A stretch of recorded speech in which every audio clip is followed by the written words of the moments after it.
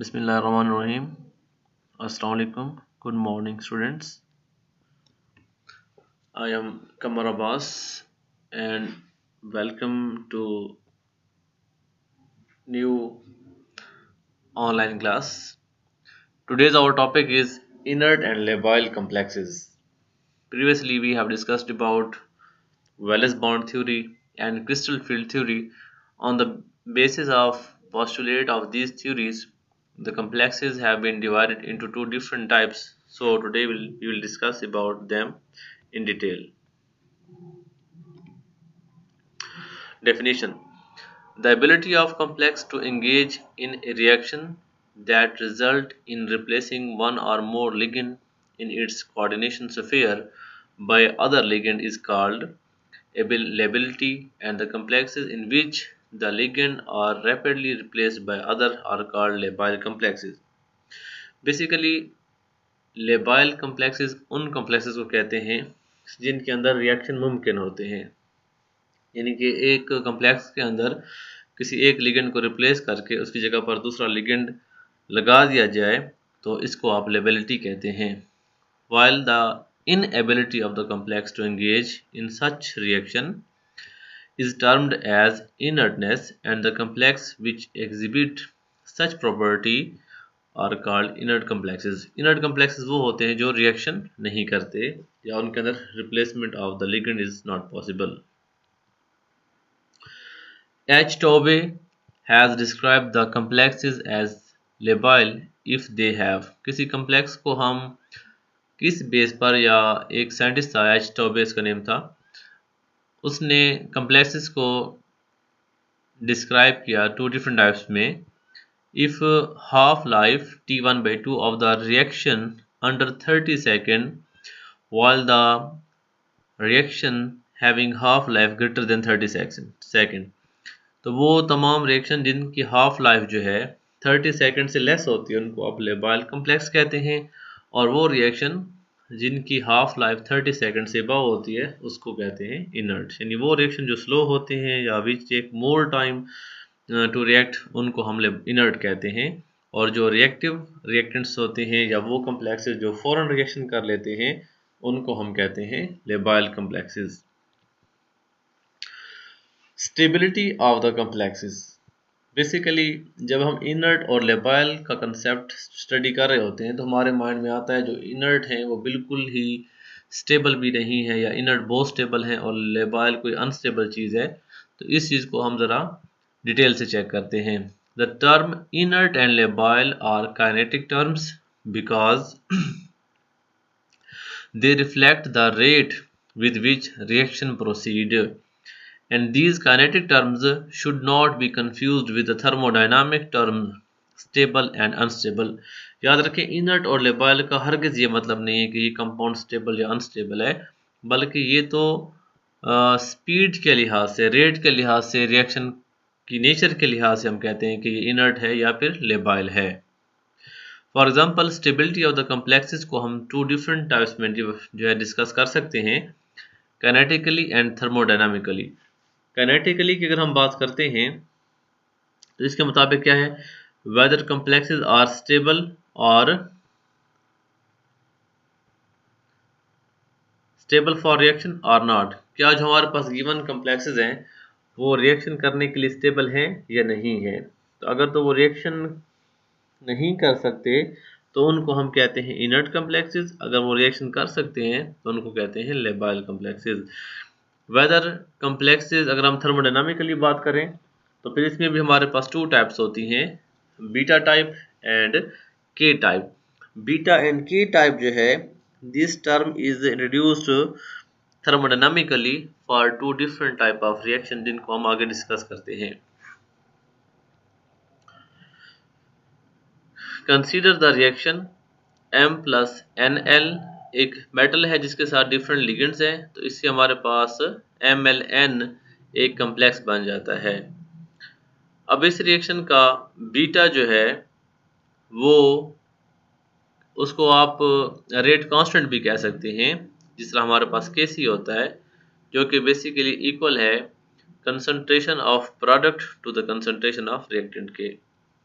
where the beta n is a formation constant of the complex. इसको हम formation constant भी कह सकते हैं. The higher value of beta n indicates its higher thermodynamic stability of the complex. अब ज़ाहिर बात है जितना भी प्रोडक्ट स्टेबल होता है thermodynamically उसकी concentration उतनी ज़्यादा होगी. Thus, it gives a measure of the extent to which the reaction proceed, but it cannot say anything about the speed with which equilibrium is attained. ये जो आपके पास बीटा टर्म है इससे आपको प्रोडक्ट की स्टेबिलिटी यानी प्रोडक्ट की formation के बारे में पता चल जाता है, लेकिन इससे आपको किसी रिएक्शन की स्पीड के बारे में पता नहीं चला सकते. यहाँ पर हमारे पास दो रिएक्शन हैं, जरा इनको हम डिटेल से देखते हैं. टेट्रासायानो मर्क्यूरिक कम्प्लेक्स हमारे पास है जिसके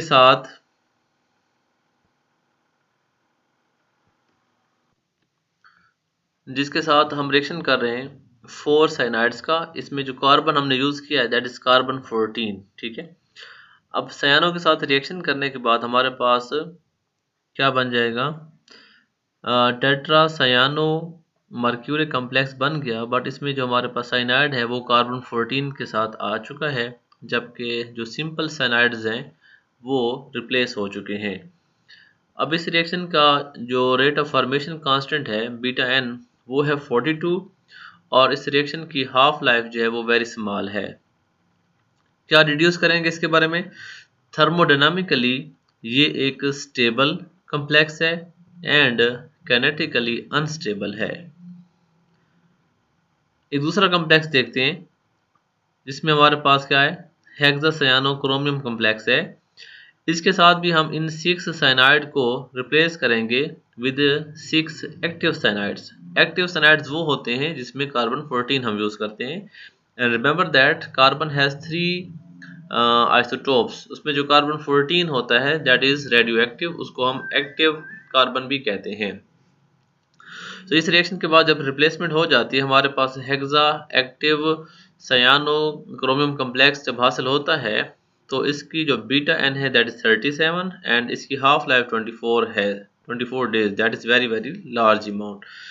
थर्मोडायनामिकली अनस्टेबल प्रोडक्ट है एंड कैनेटिकली स्टेबल है. इसका मतलब ये है, अगर प्रीवियसली दोबारा जाएं तो बेसिकली हमें दो डिफरेंट टाइप के रिएक्शन होते हैं. अगर हम कैनेटिकली किसी चीज़ की हम बात करते हैं, कैनेटिकली अगर रिएक्शन बहुत टाइम ले रहा है तो हम उसको कह सकते हैं कि वो इनर्ट है, और अगर उसमें टाइम कम है तो हम उसको कहते हैं कि वो लेबाइल है.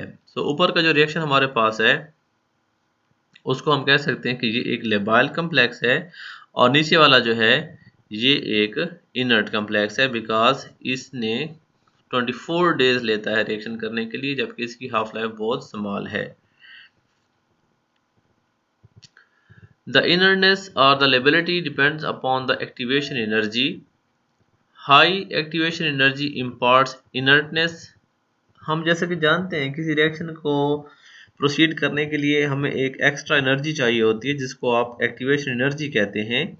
अब किसी रिएक्शन की एक्टिवेशन एनर्जी अगर हाई होती है तो हम कह सकते हैं कि वो इसमें इनर्टनेस काज करेगी, बिकॉज हाई एक्टिवेशन एनर्जी से क्या होगा, और the low activation energy imparts liability. अगर किसी रिएक्शन की हाई एक्टिवेशन एनर्जी है तो वो एक स्लो या इनर्ट रिएक्शन होगा, जबकि इसके बरक्स अगर एक्टिवेशन एनर्जी कम है तो मामूली सी एनर्जी प्रोवाइड करने के बाद रिएक्शन आपका प्रोसीड हो सकता है. Thus, inertness or the lability is determined by the delta G. Delta G is known as free energy of activation. और free energy of activation energy जो है basically delta G that is equal to delta H change in enthalpy minus temperature into del S. Del S is known as entropy change. Basically ये thermodynamically है, हम उस तरफ नहीं जाएंगे, but equation आपको होनी चाहिए. The stability of the complex is determined by the free energy change delta G naught in reaction, and delta G naught is equal to delta H naught minus T dot del S naught. Delta G depends on the reaction pathway while the del G naught depends upon the difference in the free energy of the reactant and product. So by knowing the value of free energy of activation, हम इससे भी complex की inertness और liability के बारे में पता चला सकते हैं। नेक्स्ट हमारे पास है factor affecting liability of the complexes. इसमें हमारे पास सबसे पहला फैक्टर है charge on the central metal ion. Greater the charge on metal ion, greater will be the inertness of the complex since metal ligand bond are stronger. अगर central metal atom पे charge ज़्यादा होगा तो ligand के साथ attraction ज़्यादा होगी, जिससे बॉन्ड लेंथ शॉर्टर होती है और बॉन्ड स्ट्रॉन्गर होता है। Size of the central metal ion. Smaller the size of the metal ion, greater will be the inertness because the ligand are the held tightly by the metal ions. जब metal की size smaller होती है तो ligand के साथ attractive forces strong हो जाती हैं, जबकि मेटल के साथ जो बॉन्ड है, जब वो मेटल की साइज ज़्यादा हो जाए तो बॉन्ड लेंथ बढ़ जाती है, जिससे बॉन्ड वीक हो जाता है और लेबिलिटी काज होती है। थर्ड हमारे पास है geometry of the complex. Generally 4 coordinate complexes are more labile. जो 4 कोऑर्डिनेटेड कम्प्लेक्स होते हैं, जिनको आप स्क्वायर प्लेनर कम्प्लेक्स कहते हैं, उसमें 2 लिगेंड कम होते हैं, या हम उसको कह सकते हैं less crowded. Due to less crowded nature, तो उसमें जल्दी रिएक्शन पॉसिबल है, सो ये लेबाइल होते हैं। Then the 6 coordinate complex, 6 coordinate complex जो होता है उसमें मेटल जो है वो हर तरफ से सराउंडेड होता है लिगेंड से, और उसमें रिएक्शन की चांसेस कम होते हैं। उसके बाद लास्ट फैक्टर हमारे पास है D electronic configuration. If the electrons are present in the anti-bonding Eg orbital, the complex will be labile. जैसे कि आपको पहले पता है, according to crystal field theory, D के 5 ऑर्बिटल्स को 2 डिफरेंट लेवल्स में डिवाइड किया गया है, that is D to G and Eg set of orbital. अब Eg set of orbital high energy electron होते हैं, सो जब भी Eg में इलेक्ट्रॉन होंगे, such complexes are labile. The ligand will be weakly bonded to the metal and hence can be substituted easily. वो ligand का bond जो Eg orbitals के साथ बनेगा वो एक वीक बॉन्ड होगा, because Eg orbital high energy orbital होते हैं, और हाई एनर्जी ऑर्बिटल जो है उनको ब्रेक करना इजी होता है ऐसे बॉन्ड को। If the complex contain less than 3d electron, it will be labile. If one or more Eg electron are present, it will be the labile. D के electronic configuration को हम मजीद detail से अगले page पे देखेंगे। फिलहाल हम ये देखेंगे कि what is the VBT interpretation of lability and the inertness. According to the valence bond theory, जो स्क्वायर प्लेनर कम्प्लेक्सेस हैं या ऑक्टाहेड्रल कम्प्लेक्सेस हैं, वो किस वक्त लेबाइल या इनर्ट होंगे।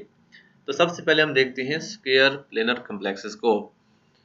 Square planar complexes are always labile because ligands are easily attached by the either 4 sides and can be replaced easily. Second, square planar complexes are sterically less crowded. जैसे कि पहले बताया है कि less crowded होते हैं तो इनमें अटैक easy होता है। And the third thing is square planar complexes are favored by the ligand substitution reaction or the replacement reaction. Square planar complexes में replacement of ligand easy होता है। अब हम देखते हैं octahedral complexes. Octahedral complexes may be inert or labile depends upon the octahedral complex inert भी हो सकते हैं और labile भी हो सकते हैं, और डिपेंड करता है 3-4 चीज़ों पे। For example, first thing is electronic configuration of the central metal atom as discussed before. D की इलेक्ट्रॉनिक कन्फिग्रेशन के T to G में इलेक्ट्रॉन है या Eg में इलेक्ट्रॉन है, इस पे डिपेंड करता है। Second, repulsion between the electrons of the metal and ligands. Metal के पास कितने इलेक्ट्रॉन हैं और उसके लिगेंड के साथ कितनी रिपल्जन है, इस चीज़ पे डिपेंड करता है। थर्ड क्या है, outer and inner orbital complex and there stability. Nature of complex भी कह सकते हैं इस चीज़ को, क्योंकि हम प्रीवियसली देख चुके हैं कि कुछ हमारे पास आउटर डी कम्प्लेक्स और इनर डी कम्प्लेक्सेस होते हैं, तो इस चीज़ का भी बहुत इफेक्ट पड़ता है लेबिलिटी एंड इनर्टनेस पर। एंड लास्ट में हमारे पास है kinetic behaviour of outer orbital complex and inner orbital complex. तो ये डिफरेंट 4 फैक्टर्स हैं जिनमें से इम्पोर्टेंट जो हैं उनको हम वन बाय वन डिस्कस करते हैं।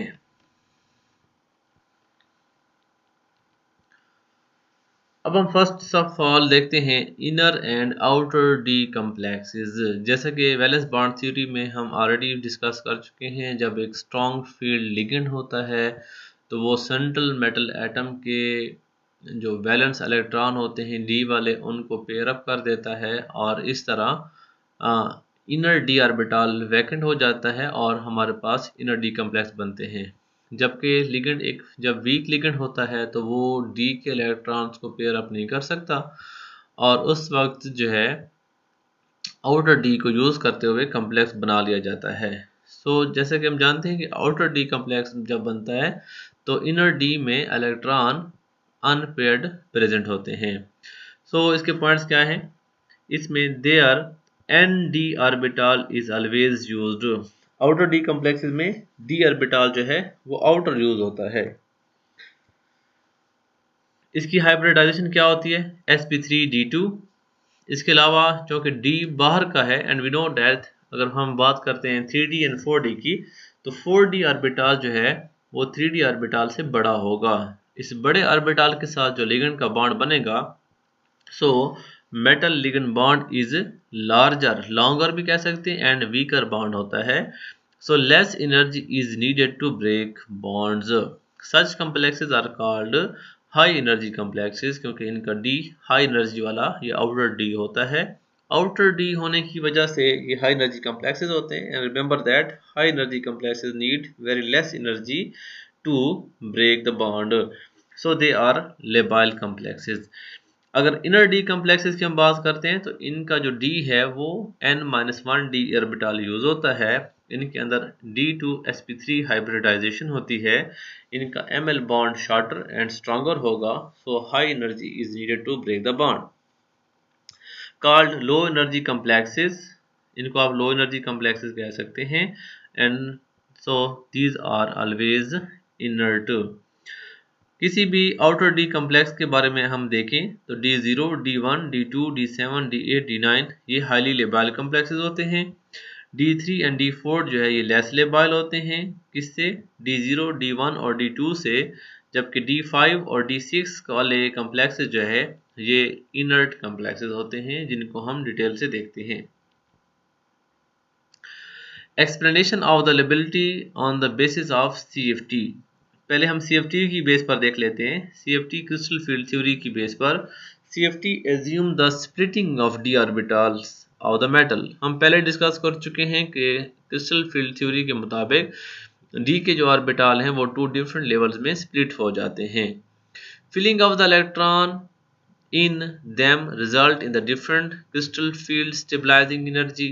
अब आपने T2G में कितने इलेक्ट्रॉन डालने हैं, EG में कितने इलेक्ट्रॉन डालने हैं, इसका इफेक्ट पड़ता है क्रिस्टल फील्ड स्टेबलाइजिंग एनर्जी पर।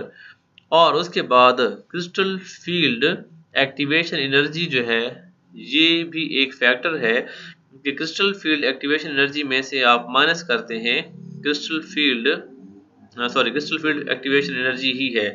तो ये 3 फैक्टर्स हैं। कौन कौन से? Splitting of the D orbitals, crystal field stabilising energy and crystal field activation energy.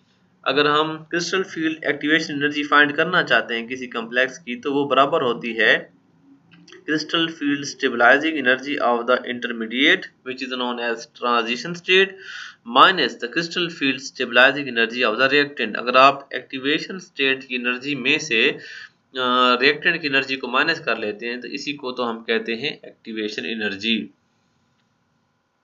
Activation energy high तो कंपाउंड होगा इनर्ट, एक्टिवेशन एनर्जी लो तो कंपाउंड होगा लेबाइल।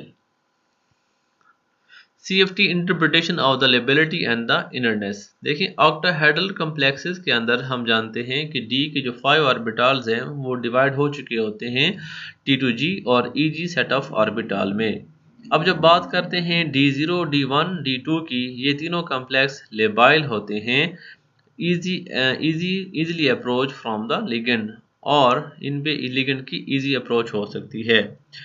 D3 कन्फिग्रेशन जो है इज नोन एज इनर्ट और इसमें तीनों इलेक्ट्रॉन जो होते हैं वो T2G में पाए जाते हैं, जबकि T2G जो है इस वक्त जिसके D में 3 इलेक्ट्रॉन हो वो हाफ फिल्ड T2G कहलाएगा। बिकॉज हम जानते हैं कि T2G में ओवरऑल 6 इलेक्ट्रॉन आ सकते हैं, तो 3 इलेक्ट्रॉन्स का मतलब है कि T2G हाफ फील्ड है और हाफ फील्ड का मतलब है वो स्टेबल है।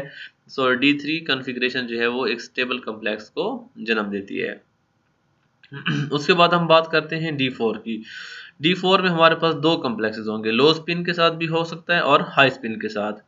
जब ये लो स्पिन के साथ होगा तो सारे इलेक्ट्रॉन जो है वो T2G में होंगे। T2G के दो इलेक्ट्रॉन जो है वन पेयर्ड होंगे, दो इलेक्ट्रॉन पेयर्ड होंगे। Eg में एक भी इलेक्ट्रॉन नहीं होगा, इसको हम इनर्ट कॉन्फ़िगरेशन कहते हैं। जबकि हाई स्पिन केस में ऐसा होगा कि 3 इलेक्ट्रॉन T2G में होंगे, एक इलेक्ट्रॉन Eg में होगा और ये कॉम्प्लेक्स लेबाइल होगा। सिमिलरली अगर हम D5 सिस्टम की बात करें, इसके भी दो केसेस हैं, लो स्पिन और हाई स्पिन। लो स्पिन जो है वो इसकी भी इनर्ट होगी क्योंकि इसके सारे इलेक्ट्रॉन T2G में होंगे, और Eg जो कि हाई एनर्जी ऑर्बिटल है, जैसे कि पहले बता दिया गया है कि हाई एनर्जी ऑर्बिटल जब भी बॉन्डिंग करता है तो वो बॉन्ड जल्दी ब्रेक हो सकता है, लेकिन T2G वाले स्टेबल होते हैं। सो ये एक इनर्ट कॉम्प्लेक्स बनेगा। लेकिन हाई एनर्जी की हम बात करते हैं तो लेबाइल कॉम्प्लेक्स बनेगा। लेबाइल में T2G में 3 इलेक्ट्रॉन होंगे और Eg में भी 2 इलेक्ट्रॉन होंगे। सो ये कॉम्प्लेक्स लेबाइल होगा। D6 सिस्टम की हम बात करते हैं तो उसकी दो केसेस हैं, low energy state, high energy state. Low energy state इसकी भी इनर्ट होगी, सारे इलेक्ट्रॉन जो है वो T2G में होंगे एंड T2G जो है वो कंप्लीट फील्ड होगा, कंप्लीट फील्ड स्टेबल। जबकि हाई एनर्जी में ये लेबाइल होगा, 4 इलेक्ट्रॉन होंगे T2G में और 2 इलेक्ट्रॉन होंगे Eg में। इसके बाद जितने भी हमारे पास कॉम्प्लेक्सेस आ रहे हैं D7, D8, D9 और D10, ये जिस स्टेट में भी हों ये हमेशा लेबाइल कॉम्प्लेक्सेस ही बनाते हैं। जनरली हम कह सकते हैं, ये तो पहले प्रीवियसली डिस्कस कर चुके हैं, आप इसको आप दोबारा देख सकते हैं। Example of the labile and inert complexes, octahedral complexes, ये सारी डिटेल अभी आपको बताई है कि D0 से लेकर D10 तक जो हमारे पास इलेक्ट्रॉन होंगे डिफरेंट कॉम्प्लेक्सेस के अंदर, तो ये उनकी हमारे पास एग्जांपल्स हैं। इनमें से आप कोई भी कॉम्प्लेक्स उठाकर उसके सेंट्रल मेटल एटम की पहले ग्राउंड स्टेट इलेक्ट्रॉनिक कॉन्फ़िगरेशन करें और फिर इसका ओवरऑल आपने चार्ज निकालना है। ओवरऑल चार्ज कैसे निकालेंगे वो आपको पता है कि ये जो ऊपर चार्ज होता है this is known as charge on sphere, and charge on sphere जो है ये लिगेंड एंड मेटल के अलजेब्रिक सम को कहते हैं। तो इसमें से आप लिगेंड के चार्ज को निकाल के जो बाकी बचेगा that is the oxidation state of central metal atom. अब सेंट्रल मेटल एटम की ऑक्सीडेशन स्टेट के मुताबिक इसकी दोबारा इलेक्ट्रॉनिक कॉन्फ़िगरेशन करेंगे और आपको मालूम होगा कि इसके डी में कितने इलेक्ट्रॉन आ रहे हैं। तो ये आपके पास D0 system, D1, D2 and up to D10 system है, और साथ साथ आपको ये भी बताया गया है कि इनके D के जो 5 इलेक्ट्रॉन हैं या जितने भी इलेक्ट्रॉन हैं वो 5 ऑर्बिटल्स में उनकी कहाँ कहाँ प्लेसमेंट होगी। इस प्लेसमेंट के बाद जैसे कि हम प्रीवियसली डिस्कस कर चुके हैं डिटेल के साथ, तो वो कॉम्प्लेक्स जो कि D0, 1, 2 और लास्ट में D7, 8, 9, 10 ये हमेशा लेबाइल होते हैं, जबकि D3 से D6 तक जो है ये इनर्ट और लेबाइल दोनों हो सकते हैं, डिपेंड करता है उनकी स्पिन पे। हाई स्पिन के कॉम्प्लेक्स हमेशा लेबाइल होते हैं जबकि लो स्पिन के कॉम्प्लेक्स हमेशा इनर्ट होते हैं। तो ये चार्ट आपको प्रीवियसली जो आपने डिटेल से पढ़ा है, ये डिटेल इंटरप्रिटेशन और वो वाला टेबल ये आपस में रिलेटेड हैं। उसके बाद हम चलते हैं रिएक्शंस की तरफ। Reaction of inert and labile complexes are of two types, addition reaction and substitution reaction। तो फर्स्ट जो हमारे पास जो डिस्कसेबल है वो है substitution reaction, जिसकी फर्दर टू टाइप्स होती हैं, associative mechanism and dissociative mechanism। पहले देखते हैं डिसोसिएटिव। डिसोसिएटिव को ऑर्गेनिक केमिस्ट्री में आप SN1 के नाम से भी याद करते हैं। उसमें क्या होता है कि लिविंग ग्रुप पहले ही छोड़ के चला जाता है और अटैकिंग ग्रुप जो है वो बाद में आता है। सो इसको हम कहते हैं डिसोसिएटिव मैकेनिज्म। डिसोसिएटिव मैकेनिज्म की हमारे पास एग्जांपल यहाँ पे मौजूद है। ML5X, इसमें जो ये एक लेबाइल कम्प्लेक्स है, तो इसका जो X लिगेंड है ये छोड़ के जाने वाला है, इसको हम लीविंग ग्रुप कहते हैं। तो पहले स्टेप में एक लीविंग ग्रुप छोड़ के चला गया और आपको हासिल होता है ML5। ये एक 5 कोऑर्डिनेटेड इंटरमीडिएट स्टेट होती है जो कि हाईली रिएक्टिव होती है, और Y एक अटैकिंग लिगेंड है जो कि इसी ML5 पे अटैक करके हमें देता है ML5Y। इसमें K2 rate constant for the second step, K1 is rate constant for the first step, क्योंकि ये बॉन्ड ब्रेकिंग स्टेप है, ये स्लो होता है, ये बॉन्ड फॉर्मेशन स्टेप है, ये फास्ट होता है। तो बॉन्ड जो स्लो स्टेप होता है उसी से हम रिएक्शन का रेट फाइंड करते हैं। सो यही इसका रेट डिटरमाइनिंग स्टेप है, and rate determining step will depend only and only upon the complex. So हम ये कह सकते हैं कि इस रिएक्शन का रेट इक्वल हो जाएगा ML5X पर। तो ये रिएक्शन फॉलो करता है फर्स्ट ऑर्डर काइनेटिक्स को। डिसोसिएटिव मैकेनिज्म में क्या होता है, इसमें SN2 की तरह अभी लिविंग ग्रुप ने कम्प्लेक्स को छोड़ा नहीं होता कि अटैकिंग ग्रुप पहले ही अटैक कर सकता है इसमें, और जब ये Y इस पे अटैक करता है तो हमारे पास ML5XY एक 7 कोऑर्डिनेटेड कम्प्लेक्स बनता है जो कि एक इंटरमीडिएट स्टेट है, और इसका जो फर्स्ट रिएक्शन है यही इसका रेट डिटरमाइनिंग स्टेप है, क्योंकि ये एक स्लो स्टेप होता है। और जबकि इसमें सेकंड स्टेप में ये होता है कि X जो है लिविंग ग्रुप वो छोड़ के चला जाता है और ML5Y प्रिपेयर हो जाता है।